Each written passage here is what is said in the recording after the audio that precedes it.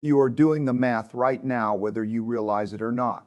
You are looking at what you have saved, calculating what it would earn in the year, and arriving at a number so small that the whole project feels pointless.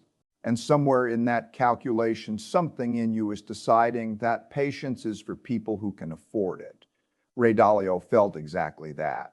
He just refused to stop anyway. And that refusal, more than any market call he ever made, is why he built what he built. But before we get to what Dalio figured out, let's talk about what almost destroyed him. Because the thing that nearly broke him is the exact same thing that is quietly working against you right now. It is the 1950s. A 12-year-old boy is carrying golf bags at a country club on Long Island, New York. His name is Ray. His father is a jazz musician. The family is not poor, but they are not comfortable either. Money in that house is a real thing, not an abstraction. You either have it or you don't, and the difference shows. Ray is a caddy. His job is to carry bags, stay invisible, and not speak unless spoken to. But he is doing something the other caddies are not doing. He is listening to the men he works for. These are Wall Street men. They talk about stocks, about companies, about numbers. And one afternoon, one conversation changes the way Ray thinks about money for the rest of his life. These men are making money while standing on a golf course, not because they are working harder, not because they are smarter in this moment, because somewhere else, entirely without them, their money is working. Their capital is out there generating returns while they are here doing nothing except playing golf and ignoring their caddies. That image planted something in the 12-year-old version of Ray Dalio that never left him. The idea that the goal was not to work harder than everyone else. The goal was to build something that worked when you didn't. He saved $300 from that caddying job. He bought shares in a company called Northeast Airlines because the shares cost less than $5 each, which meant his $300 could buy a real steak. The airline got acquired. The stock tripled. Dalio made a significant return on his very first investment, and he walked away with completely the wrong lesson. He thought the secret was picking, that if you paid enough attention and thought clearly enough, you could identify opportunities that everyone else was missing. He was 12 years old and already certain he understood something other people didn't. That certainty would cost him everything, about 30 years later. But let's stay with you for a moment. Because before Dalio's failure, we need to talk about yours. You have been told probably many times what to do. Spend less than you earn. Save consistently. Invest in things you understand. Let compounding work over time. You have nodded at this advice. You may have even tried it. And then you looked at the result, and the result was so small, so fundamentally unimpressive, that you started wondering if the people giving this advice had ever actually tried it themselves. Here's what they did not tell you, and what Dalio has spent decades explaining. Compounding is invisible in the early stages, not slow, invisible. The return on a small pile of money, even at a perfectly reasonable rate, produces an amount that feels like a joke compared to the sacrifice it took to accumulate the original pile. You did everything right. You skipped things. You said no. You put money aside when it was genuinely difficult to do so, and the feedback was nearly nothing. Your brain registers this as evidence that the strategy is broken. It is not broken, it is just early. And here's the biological reality that nobody in finance talks about honestly. Your brain is not wired for invisible progress. It is wired for immediate feedback. When you exercise, you feel it. When you eat, you feel it. When you spend money, you feel it. But when a small pile of capital quietly earns a modest return over 12 months, there is no sensation attached to that. No signal, no reward, just a number on a screen that is slightly larger than it was before. The human brain does not know how to be motivated by that. It is too slow, too abstract, too disconnected from any feeling of achievement. And so it starts looking for something that produces a feeling, a purchase, a speculative bet, something with immediate feedback that proves the effort is worth it. The machine does not announce itself when it starts. It runs quietly, and the people who never find out what it can do are not the ones who tried and failed. They're the ones who stopped before the machine got loud enough to notice. Most people stop. Not dramatically, not with a decision they can point to later. They make a small exception here. They relax the savings rate slightly there. They tell themselves they will get serious later, when the numbers are bigger, when the circumstances are better. And later never comes, because later requires the foundation they stopped building. Dalio has called this the most predictable failure pattern in personal finance. Not fraud, not crashes, not bad luck. Ordinary people doing ordinary feeling things in response to slow and discouraging feedback, and quietly dismantling their own process before it has a chance to prove itself. Now back to Dalio and the failure that nearly ended everything. By 1975, he had built enough to start his own firm. He founded Bridgewater Associates out of a two-bedroom apartment in New York City at 26 years old. He had knowledge and conviction and very little else. He was in the exact early phase we have been describing, grinding through slow feedback, running a machine that was barely producing visible results, building something from almost nothing. He kept going. Bridgewater grew, slowly at first, then meaningfully. By the early 1980s, Dalio had clients, a team, and a reputation. He had developed a framework for understanding global debt cycles that kept producing results. Every correct prediction made him more certain. Every confirmation made him less open to the possibility that he might be wrong about something important. In 1982, Dalio went on national television. He told the world that a major global economic crisis was coming. He had charts, he had analysis, he had complete conviction. Mexico defaulted on its debt shortly after, exactly as he had predicted. He thought he was being proven right. Then the Federal Reserve cut interest rates. The market surged. What followed was one of the longest bull markets in American history. Dalio's positions collapsed, his clients left. He had to let go of nearly everyone who worked for him. He sat in an office that had been a real firm and was now empty, with almost nothing left of what he had built. And he had to call his father and ask for $4,000 just to cover his basic expenses. He was broke and publicly wrong, and he had done it entirely to himself. What happened next is the entire point. Dalio did not explain the failure away. He did not blame the Federal Reserve for the timing or circumstances beyond his control. He sat with it. He went back through everything and asked the question that almost no one is willing to ask after a devastating failure: where was I actually wrong? And what he found was not what he expected. He had not been wrong about the data. He had not been wrong about the underlying analysis. He had been wrong about his certainty. His confidence had grown large enough to block out evidence that contradicted it. He had confused being compelling with being correct, and he had paid for that confusion with everything he had built. That realization became the foundation of everything Dalio built after. He calls it radical open-mindedness, the genuine, daily, uncomfortable practice of staying open to being wrong, especially when you were most certain you were right. You rebuilt Bridgewater around processes that forced contrary evidence in front of him before any major decision. He built teams whose job was to challenge him, not validate him. He removed ego from the structure of the firm because he had proof that ego costs more than any mistake it protects you from. Now apply this to where you are right now. The reason most people never cross that first major financial milestone is not laziness. It is not ignorance. It is the exact same problem that nearly destroyed Dalio in 1982. They develop a belief about money shaped by family and culture and the people around them, and that belief becomes a lens that filters everything else out. When discipline produces small returns, the belief says, this is too slow. When something speculative promises fast results, the belief says, this is what real wealth looks like, and the belief drives the decision, not the evidence. Staying radically open in your financial life means something specific. It means being willing to look at what your actual behavior is producing, not what you think it should be producing. It means updating your approach when the evidence tells you to, not defending a strategy because changing it would feel like failure.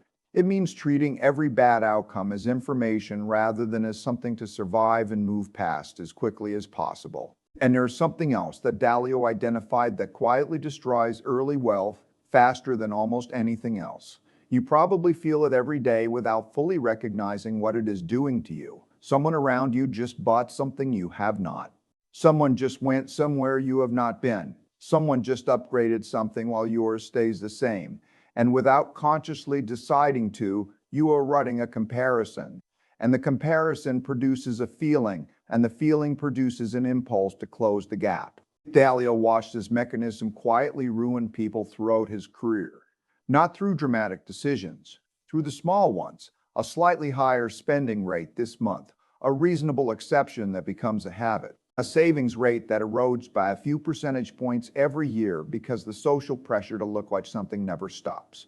And over a decade, the gap between what someone earned and what they could have built is enormous, not because of bad investments or bad luck, but because every time the pile started to grow, the social comparison drained it back down. Think about what this looks like in practice. A person earns more this year than last. The logical move is to increase the savings rate and let the additional income fuel the machine. Instead, the lifestyle adjusts. A better apartment, a newer car, a wardrobe that matches the income level. Each decision feels reasonable on its own. Together, they guarantee that the pile never grows fast enough to cross the threshold where compounding becomes visible. The income goes up every few years. The lifestyle follows every single time. And the net worth stays flat because the gap between earning and spending never widens enough to matter. Here is what you need to understand about what you are actually comparing yourself to. Most of it is borrowed. The car is financed. The trip went on credit. The apartment is consuming a percentage of income that leaves almost nothing to compound. The people who look like they are winning in the short term are often the most fragile, and the people actually building real durable wealth look, from the outside, like they are behind. You have to be willing to look like you're behind. That is not inspirational language. That is a mechanical requirement. Every dollar spent on looking successful is a dollar that cannot compound. And in the early stages, when the machine most needs consistent fuel, taking any of that fuel out for social performance as a cost that multiplies over time in a way most people never stop to calculate. Dalio also spent considerable time understanding the role debt plays in destroying early wealth because he saw it up close in his own 1982 collapse and in everything he studied about economic cycles.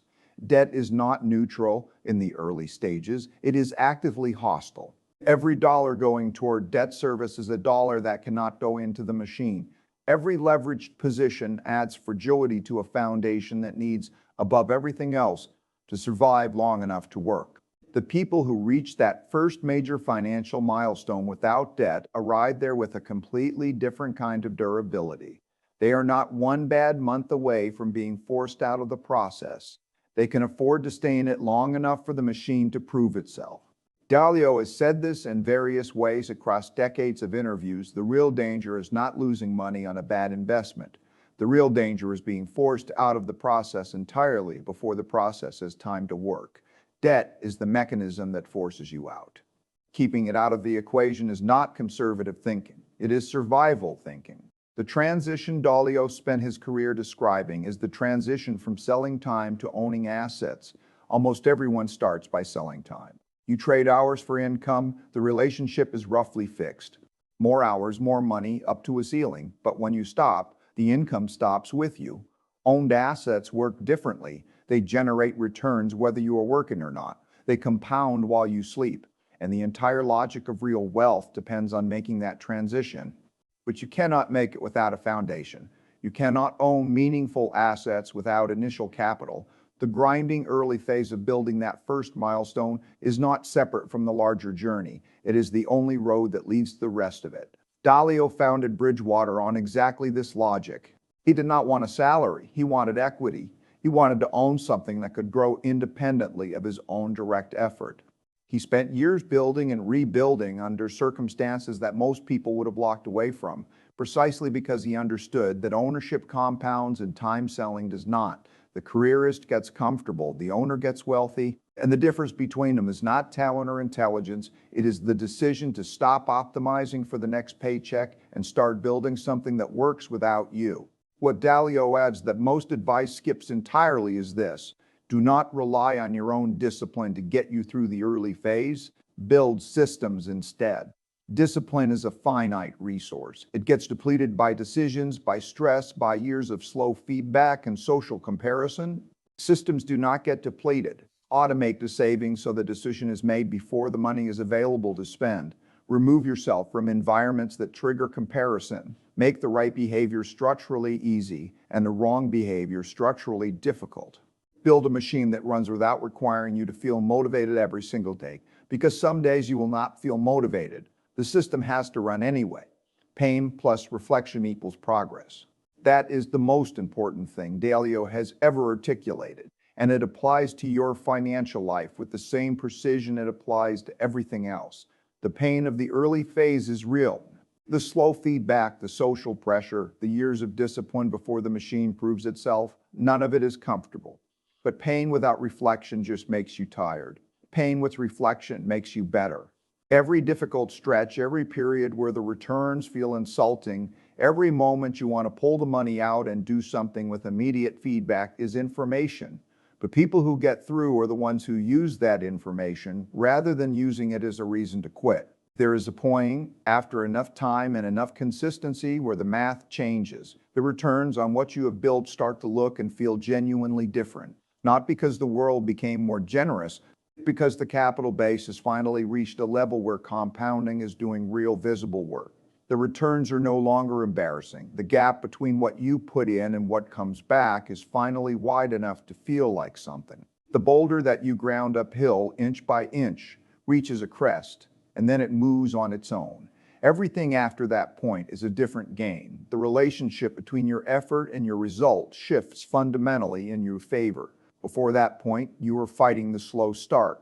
After it, you are managing the acceleration. And the difference is not subtle. It is the difference between pushing a machine that barely moves and riding one that compounds faster than you can interfere with it. Most people never feel that shift, not because it is unreachable, because they interfere with the machine too many times before it had a chance to prove itself.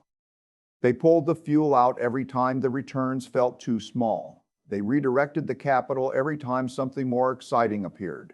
They reset the clock again and again, always starting over from a position that required pushing uphill, never staying long enough to reach the crest. Dalio did not build what he built by being smarter than everyone around him. He says this directly and he means it. He got things catastrophically wrong when the stakes were as high as they had ever been. He had to rebuild from essentially nothing in his 30s, starting over in ways most people would have found permanently discouraging. What he had and what ultimately made the difference was the willingness to stay in the process and learn from every painful stretch of it rather than running from it. So here's where that leaves you right now. Either you're in the early phase, which means the machine is running quietly and everything around you is offering reasonable sounding reasons to quit. The feedback is slow, the returns feel trivial. The comparison to everyone around you suggests you are doing something wrong. You're not doing something wrong. You are doing the hard part, the part that most people cannot survive, or you stopped at some point and the machine never had time to prove what it could do. You had the discipline for a while, but something pulled you out. A comparison, an opportunity that felt too good to wait for. A period of discouragement that seemed like evidence rather than noise. And now you are starting over, which means going back to the slow and invisible phase and deciding this time to stay through it. Either way, the answer is identical. Build the system. Respect the timeline. Stop measuring your progress against other people's performance. Stay honest about what your actual behavior is producing. Remove the mechanisms that allow emotion to override process. And stay in the machine long enough for compounding to stop being something you believe in theoretically and start being something you can see in the numbers every time you look. Dalio started with $300 saved from a summer job, a willingness to learn from failure, and the stubbornness to stay in the process through humiliation, rebuilding, and years of slow feedback. He did not start with advantages you do not have. He started with one decision to stay in the machine no matter what it felt like in the short term. The machine works. It has always worked. The only variable, the only thing that has ever separated the people who find out what it can do from the people who never do is whether you give it enough time to prove it to you.